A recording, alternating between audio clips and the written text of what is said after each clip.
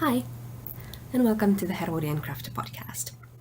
This is episode 13, and I'm so glad I get to spend a little time with you, whether you're here for the first time or if you've seen me before. I'm Jutta. I'm coming to you from Tampere, Finland, and this podcast is about knitting and crocheting and sewing and all kinds of crafting. Okay, so it's been about 2 weeks since I recorded last. I think I recorded on a Thursday and uploaded on the next Monday. And I'm hoping to get this episode uploaded to YouTube actually today or tomorrow, which is rarely happens. I usually wait a few days for whatever reason. And I quite just I think a short time ago I got my kid down for a nap, so let's get cracking.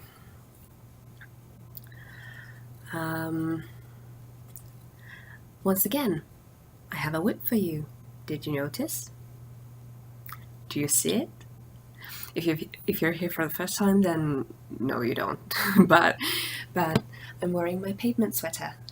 I got it finished. I think maybe it was Sunday or Monday. Today's Wednesday, so I think a few days ago that I got it soaked and blocked. And I'm so happy with how it fits, even though I've played around with the needle size and everything. So basically, the only thing that I used the suggested needles for was this color, and then the rest of it is done with a needle that is quite a few sizes bigger. I think it was suggested that the needle size be I think 3.5 or something like that, and this was knit with a 5mm needle, but it fits really well. So let me just back up a little bit and show you.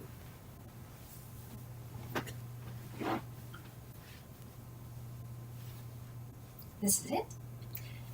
I was kind of a little bit worried that it would just kind of stretch out and be way too big after blocking because of the water and everything, but I'm really happy with it. I find it fits like I want it to fit.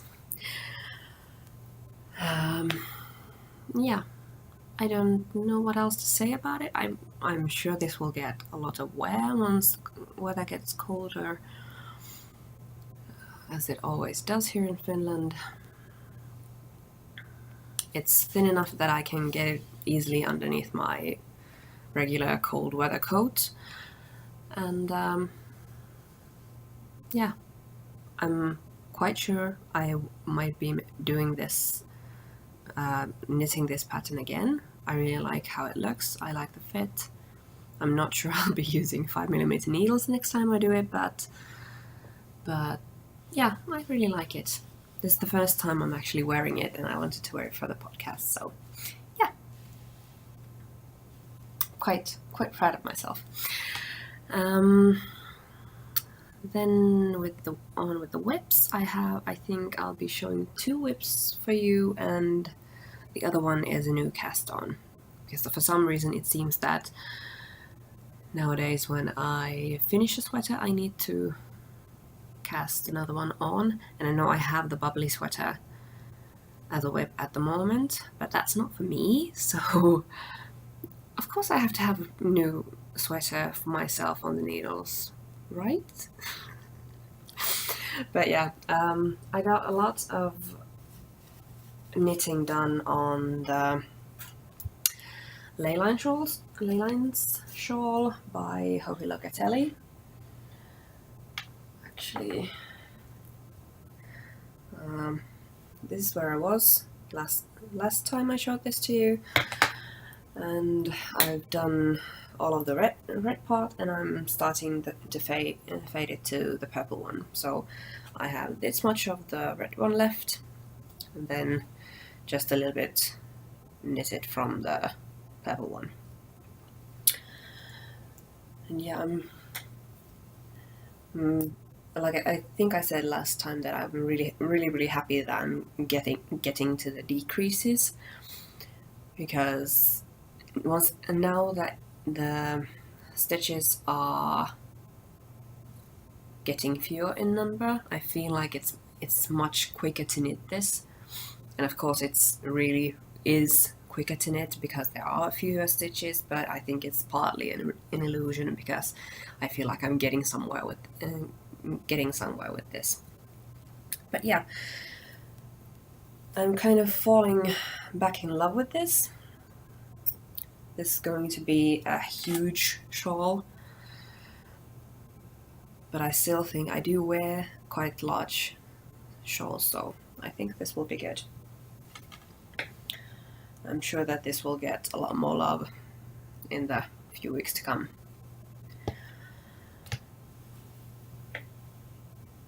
Nothing more to say about that, but the newest one, the new cast on, is kind of an ambitious project. I don't know whether I'll get that done or not, but I think I'll show you the picture of it first.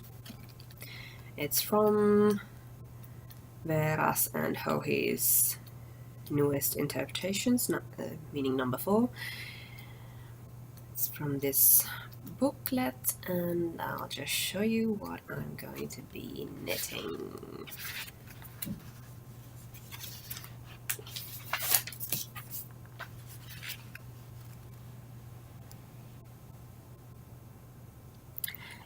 It's The Little Bird by Veera Välimäki.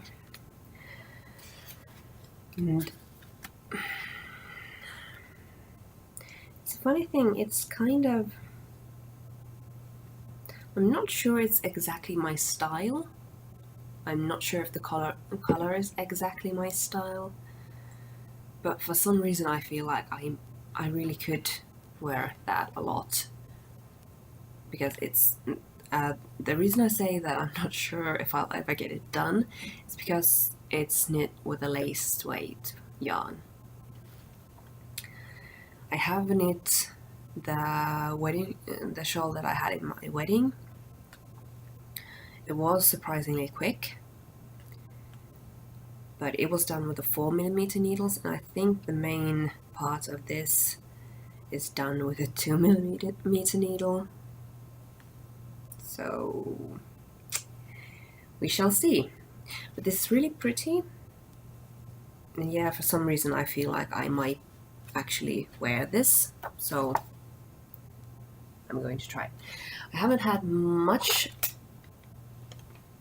I've actually just knit on this on one evening, maybe not yesterday, but maybe the evening before that. And the construction is that you start with a front of one shoulder, and then the other front of the shoulder, the other shoulder front, and then the corresponding pieces on the back side, and then you join them together, and that way. So these are the front pieces. The other one is still a bit unfinished. This one is finished, this one is not. So very kind of very little done for now, but I was really happy that I got even this much done in one evening, so hopefully it won't take forever. You start with 3mm needles, and then you switch to 2mm needles at some point, or maybe you're knitting this. I haven't read the patterns that far, so maybe you knit the main body with this and then the ribbing with 2mm needles. I'm not sure, maybe, I don't know, we'll see. I'll report back. And yeah, this is the yarn I'm using. It's not quite as bright as it's on the screen. It's a little bit more kind of a sea blue, tealy color. It's looking quite light blue. It's not exactly that. And this is yarn I have had in stash for a few years now. I have 3. I think this is 100 grams, maybe. I think this was 100 grams. I have 3 of these in my stash, so that should be enough for the little bird sweater. This is elegant yarn, so it's a Finnish commercial yarn, not quite as widespread as Novita yarns are, but still. Tete is how we say 2 T's, and that stands for tekstiiliteollisuus, I think, which means textile industry, so something like that. I could be completely wrong, but that's how I remember it at the moment. Yeah.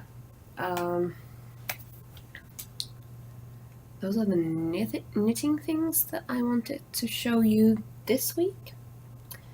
Then I've been trying my hand at, because I don't think I've mentioned that often in this podcast, but I do enjoy cross-stitching as well, and I'm interested in other types of embroidery.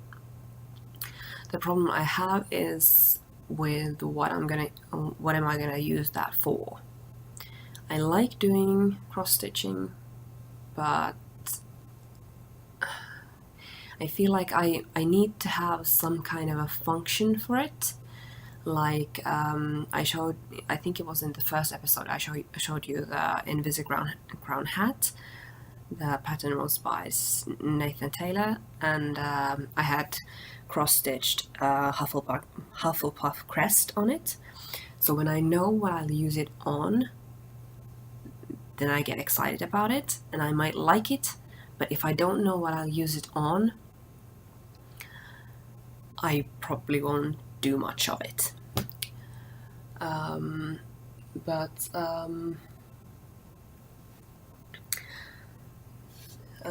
Since the last time I recorded, I actually had an idea about trying my hand. It's not the first time, but I actually had an idea of what to use it on, and that thing is blackwork embroidery.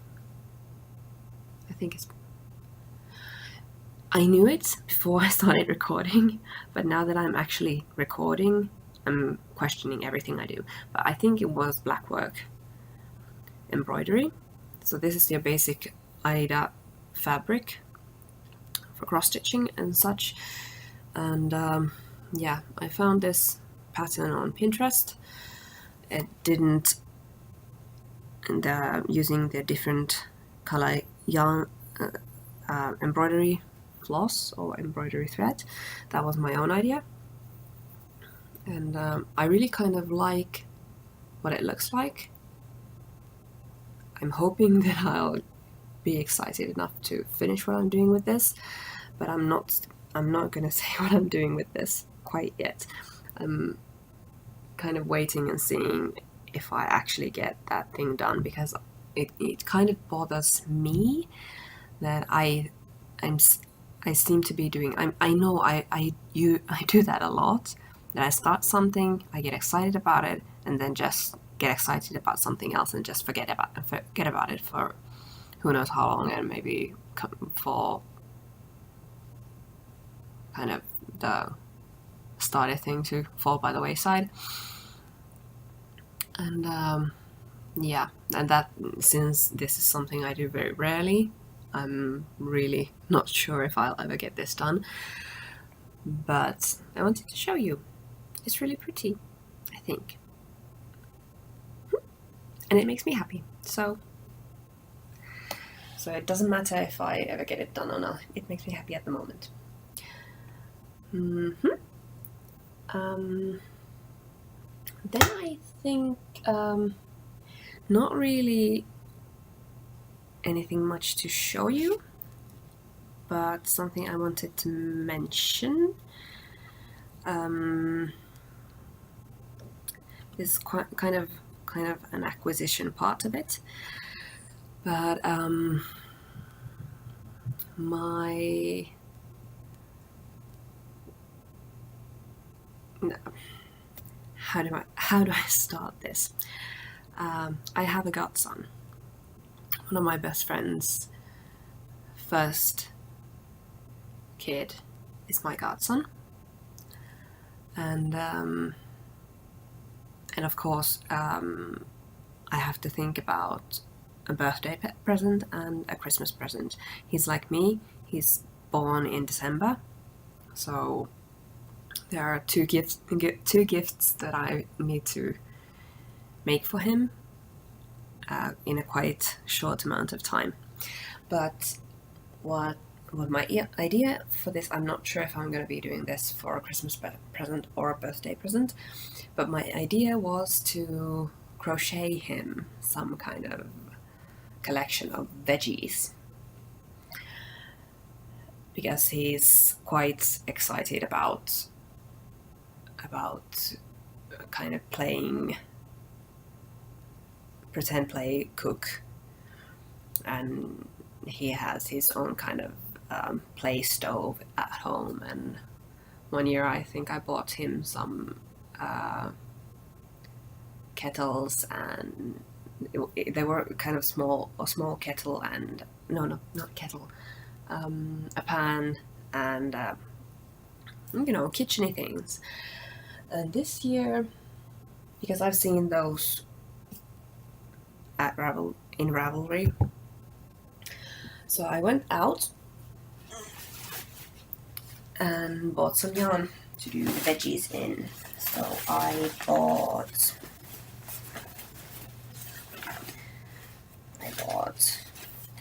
yellow, red, orange, green. This is an off-white, or just a tint of grey. And then, so I'm not sure. You can see a little bit of a difference. This is an off-white, and this is just a little bit of a kind of a beigeish tint, light color yarn, and then also, yes, and then I have a lighter green one. So I was thinking that I would be I might be doing something like these would be kind of an egg boil, sunny side up, and then there might be a few bacon strips, and then I could make some tomatoes, maybe a few carrots, maybe some broccoli, maybe cauliflower, maybe lime, maybe lemon, and then I want to do a basket for those, so it will be easier to wrap it, and kind of it will have something to collect them in. But yeah, I'll have to see how much I can get done with this amount of yarn. So this is 350 grams. I think that will be enough for quite a bit. But yeah, this is Gestal cotton sport, mercerized cotton. This has 50 gram skeins, has about 100 meters. I'm not sure how much that will last for, but we'll see. I'll get back to it. Then so one thing I forgot to mention is that when I last spoke to you, I had bought 50 grams more for this. And I told you that I was hoping that was enough. It wasn't. But it wasn't like 5 centimeters before I was casting off for the other sleeve. It was 15 centimeters, so I guess I can be mad. But yeah, when I bought the second to last ball of yarn for this, I saw these crochet hooks in the shop. It was at the register already, so I didn't dash off and go investigate. But since I had to go buy another skein for the other sleeve, and then at the same time I bought the cotton yarn, I thought that I would go and see what this was about. And like I've talked to you before about my quest for the perfect crochet hook. And I think what were them? Well, these are two of the ones that I've talked to you about, and how my problem is that with this metal part is too long to be used really comfortably. You get used to it, but the way I crochet, this metal part is too long. And then with this, it's just not, because this is flat. I'm not sure if you're supposed to be holding the crochet hooks on like this with this type of, this is supposed to be an ergonomic crochet hook, and the way I grip the hook, it's really not an ergonomic way. It's either the hook is too far to this side or it's too far to this side. I would like it to be like the hook should be like this, and when I hold it like this is really not the optimal way. There are issues with this too, but it's better. First of all, the metal part is the right length for my taste. And since there is a little bit of a kind of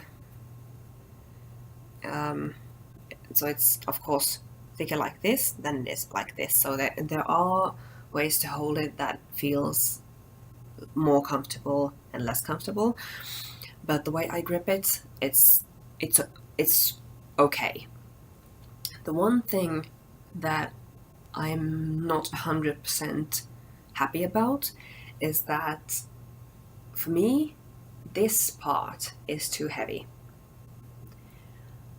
Once again, probably something you get used to once you start crocheting, but since the way I crochet is basically like this, the weight at this end is less than ideal. I was thinking that maybe I could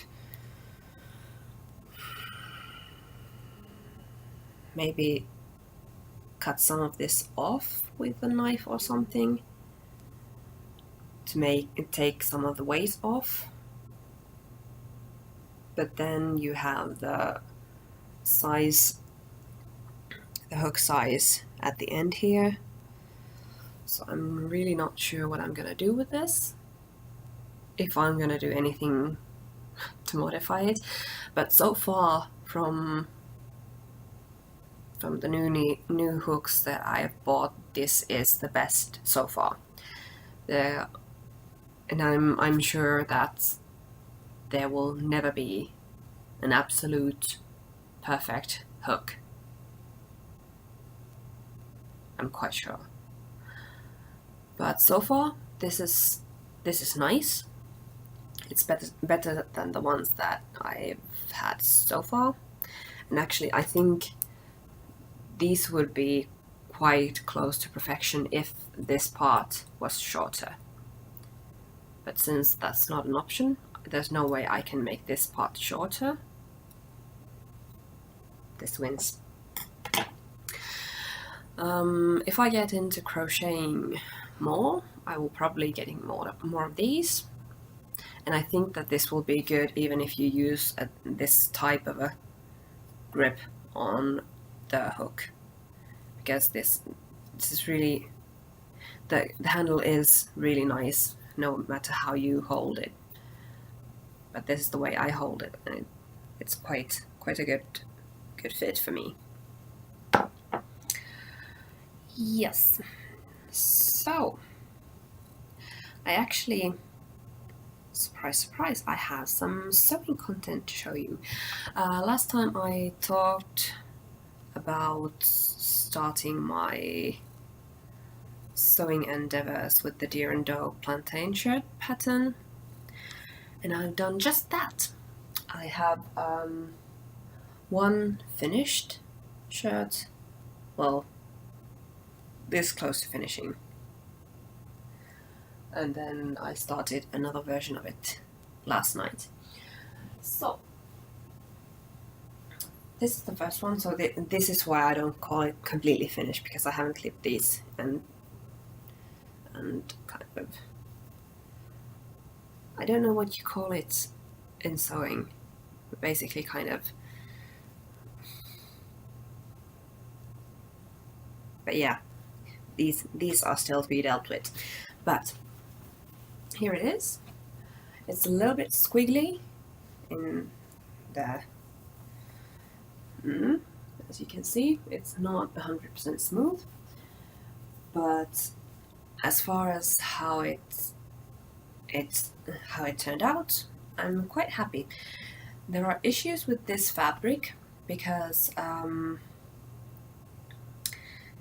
I think this is not, maybe just a little bit too thick or a little bit too heavyweight jersey fabric for that pattern. I think it needs a little bit more of a flowy fabric than what this is. I'm quite sure I'm still gonna wear this,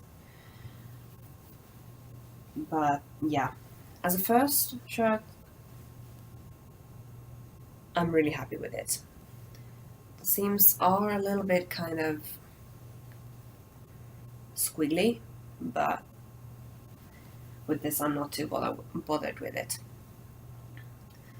Would be tempted to actually try this on for you. Yeah, let me just pause this for a bit and I'll show it to you. Okay, so here it is. You can't really see the squiggles that much when it's on. It's fitting quite nicely. It's loose and drapey at the bottom, like it's supposed to be. I feel like, yeah.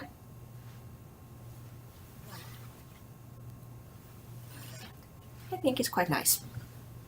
It's really comfy. I think this fabric is quite okay for a little bit more autumny, wintry weather, because yeah, like I said, it is a little bit thicker jersey. It's not kind of the very lightweight jersey, so it's I'm really quite happy with it. You can, yeah, and like I said, you can't really see the squiggles once I wear it. Then last night I took some jersey that, well, I'm hesitant to say that it was from Stash, because I think last week it was actually a dress, so it was kind of sewed up, so it wasn't basically just in the stash waiting for what I can come up doing with it. But the dress that I had, something that I've worn once, I wasn't really all that happy with it, so I ripped the seams and I'm repurposing it as one version of the Plantain shirt. So what I've done is just the neckline and the shoulder seams. I'm also trying, because with this I used a zigzag stitch all the way with every seam. With this I'm kind of seeing if I can get away with using a straight stitch. This is a little bit kind of roughly in places, but once again I feel like this is a free shirt because I didn't buy this fabric specifically for this. I'm just repurposing it, and this is a much more lightweight jersey, and we'll see if this is a better fit for the pattern.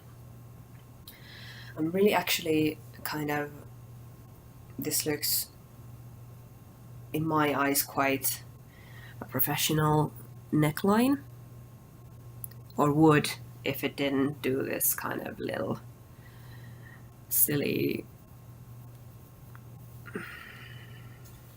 rippling in here. I had to do a little bit of adjustment with the neckband because I didn't have enough yardage to do it as a one piece as it's supposed to be, as it is in this version. So I cut it basically in two pieces, and I'll have a small seam here and then another one in the back. But yeah, I'll see what I can make with that. It's quite a nice color. It's quite happy, which I rarely use, but since it's my own doing, I think, and I really like the color, I just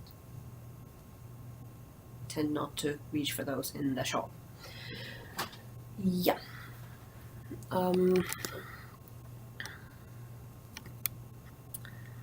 Then, yeah, I went through the acquisitions already. Then for my tally with the stash busting front,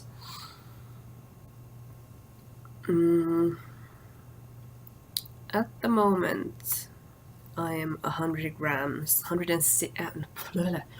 860 grams out. So that's how much I've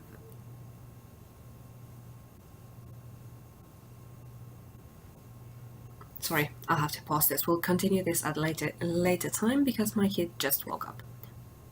See you later. Bye. All right, let's continue. It's, I think, a few hours later. I think it was somewhere like maybe 2:30 when my kid woke up from his nap. And it's now almost 5 p.m. So, excuse me, I have some tea brewing. Yeah, and we've also changed locations because it's getting to that time of year that we're in our kitchen, and this is, I think, the best place to record if I want to have something else than overhead lights. Because even though it's 5 p.m.,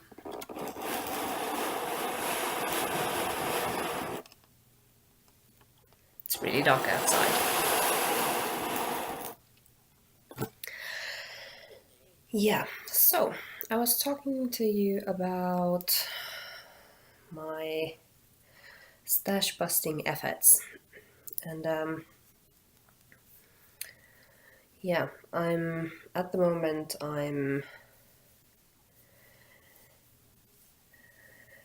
I've diminished my stash by 860 grams, and yeah, I said that I would give myself permission to buy yarn next time when I've diminished my stash by 1 kilogram. And I really wanted to get that done by the time the Handicrafts Expo is at hand. Like I said last time I recorded.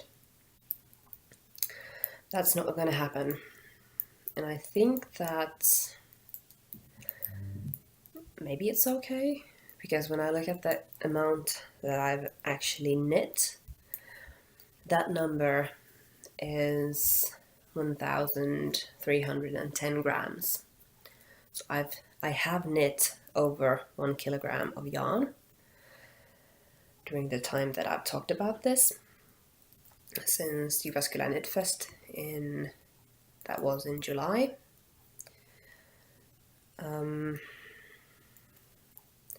So I've decided that it's good enough, and I have the permission to buy yarn without guilt from the Handicrafts Expo that is coming up this weekend. And after the expo, I'll start from zero, because even though I'm quite happy with the amount of the numbers, I still feel like I have a lot of extra yarn. I don't need that much, so I will be trying to get that number down. Excuse me.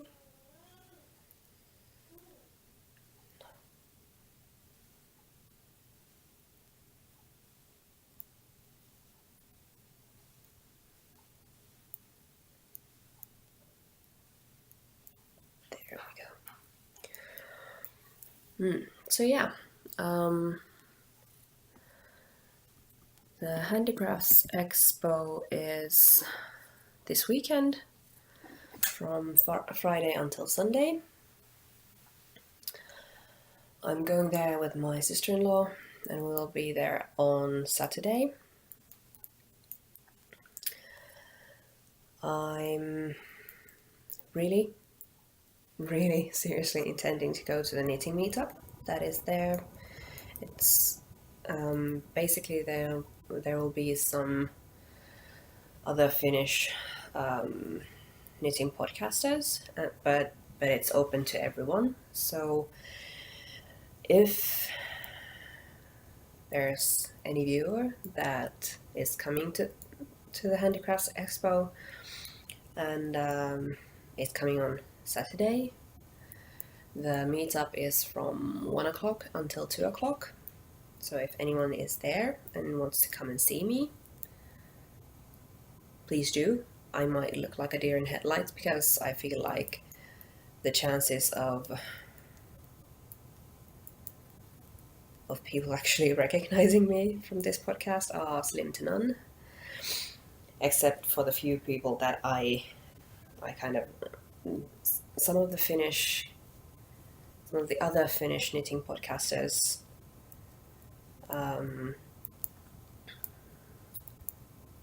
I know they have subscribed to my channel. I don't know if they watch every week or if they watched more than one episode ever, but I know that there are a few people that actually kind of know me. I'm not sure if they're going to be there on Saturday. Even if they are, yeah, it doesn't matter. I'm going there with my sister-in-law, even to the meetup, and my realistic expectation is that she's the only one that's going to know who I am. That's completely fine. It doesn't matter. But I did think that I might try to do a vlog about it. I've never done that. I don't know how much. I know it's kind of suicidal to go there on a Saturday, especially when I tell you that big crowds tend to irritate me. and it's mostly to do with kind of me having a clear idea of where I want to go, at what pace I want to go to that to a specific place. And then, of course, because there's so much to see, people kind of amble about like livestock. I'm sorry, this sounds horrible, but seriously, that's one of my biggest pet peeves, that people who walk very slowly, not because they have to, because I'm not talking about people who have some kind of issue with walking. That's not the thing. But able-bodied people who just kind of are in the way. Because I'm sure that this is a familiar feeling to some of you, at least. But it's something that makes me irritated because it often feels that people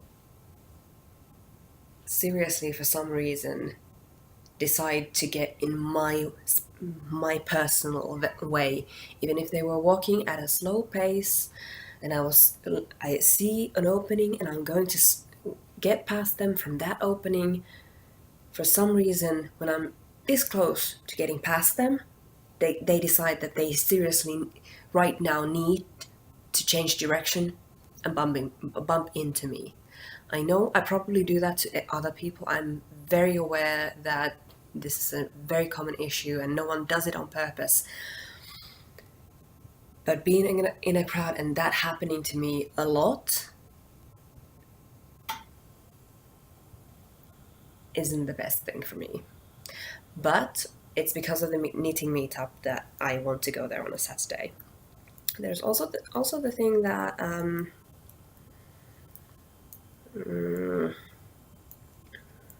a specific reason for going on Saturdays is that in one booth there is, I would say, a friend of mine who works at a yarn shop, and she hand dyes yarn, and that yarn shop has a booth at the expo, and I heard that she is bringing some of her own hand dyed yarn to sell at the booth. So I'm seriously want to try and add some of that, because I haven't had a chance to try her yarn.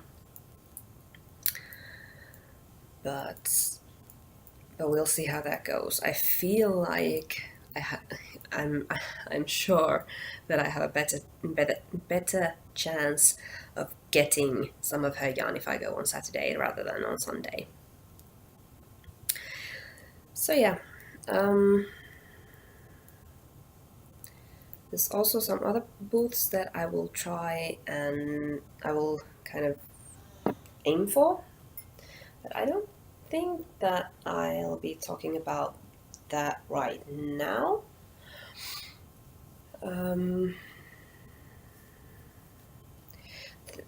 But the thing I did want to say about the expo is that I think I've gone at least 5 years in a row. This is my 9th year that I live in Tampere, and I'm quite sure that I've gone at least 5 years in the past 5 years to the craft expo. And what I really, really love about that is that it's not only fiber arts. There are a lot of fiber arts in there, really, really a lot. But there's also paper crafts, there's leather crafts, metal, woodwork, there's basically fabrics, there's food, there's just all kinds of things. And even though I don't feel like I'm that interested in other these metalwork and woodwork and stuff like that. I'm not that interested in those as a hobby, from a hobby perspective, but I do love seeing how many talented people are there. And Tampere isn't the only city that has these expos. There's one at least in Helsinki and Oulu, and I think I heard from that Seinäjoki has one, and I'm sure that Jyväskylä probably has one, maybe Kuopio, so that there are these expos all around. But I think that Tampere may be the biggest. I'm not absolutely sure because I haven't been to other expos. I haven't had the chance. I haven't had the money to go to many handicrafts expos in other cities. But I feel like if Tampere isn't the biggest, it's one of the biggest ones. And I really love it. Love seeing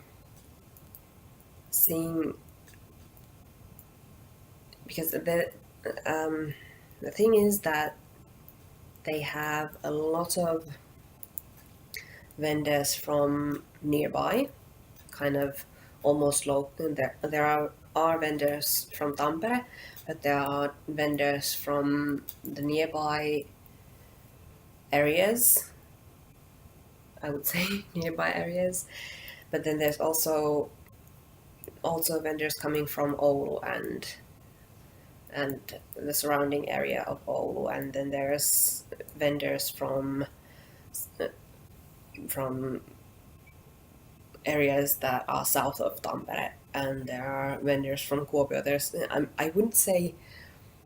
Oh yeah, I think that actually there might be the whole of Finland might be actually pretty well represented, because I know there's some vendors that come from Lapland and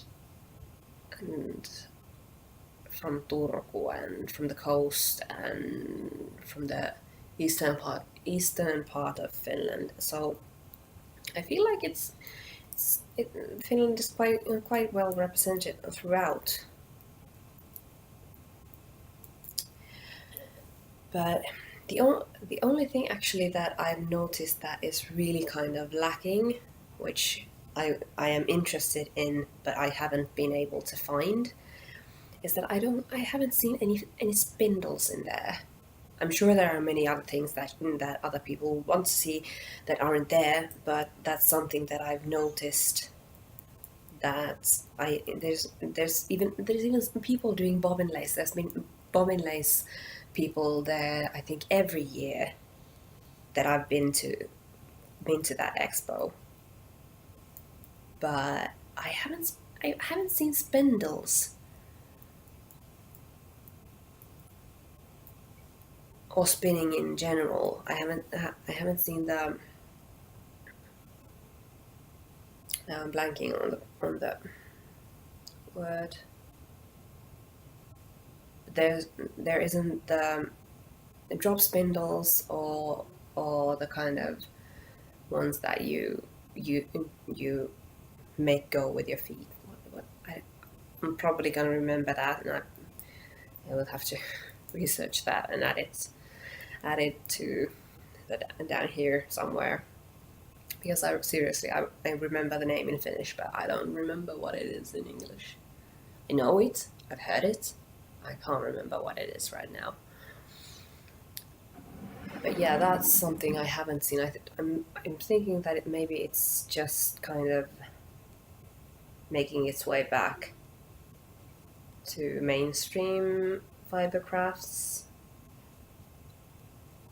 only now. I don't know, maybe. There are some Finnish podcasters that I've seen that I know do spinning. But it might be that it's not just, it hasn't made a full kind of return to the mainstream craft circles. Maybe. But yeah. I'm also kind of, I'll have to see how it goes with the handicrafts, the expo vlog. But I'm also kind of thinking about maybe doing a vlog, partaking in Vlogmas. I don't know. I feel like I'm not sure that I have the content, especially since I still feel like I don't want to include my kid in this that much.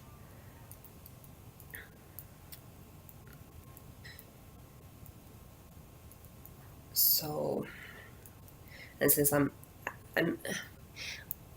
to me it feels like since I'm at home that I have somehow less to share than the people who are at work, which today I got to thinking that that doesn't really make sense, because people who go to their day jobs, they don't share about the day job either. So basically I would assume that they have just the same amount of time to do Vlogmas as potentially I do, but I don't know. I need to think about that. I still have a few weeks before December starts. So I thought that even if I don't do the proper Vlogmas, maybe I would do something like taking video clips during the week, and then do something like maybe putting a short vlog every Advent Sunday. That might be nice. I don't know. But yeah.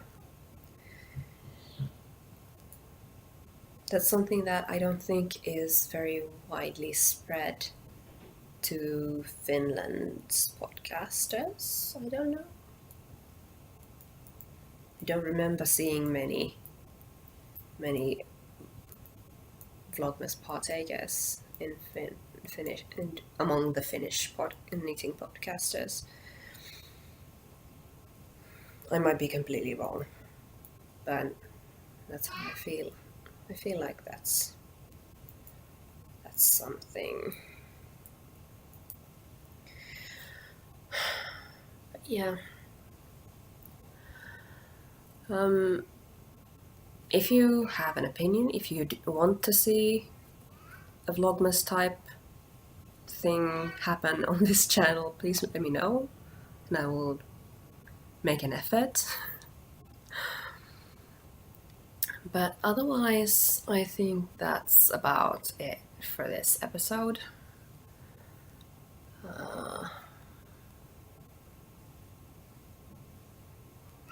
Yeah. This is, for a change, this seems to be a longer episode, almost an hour, with the latter part me just prattling on. But thank you so much for spending your time with me. If you liked this episode, you might press the like button, or you might subscribe to my channel if you haven't yet. But for now, thanks. Thank you so much for your time, and until I see you next time, I hope you have a very good time crafting. Bye bye.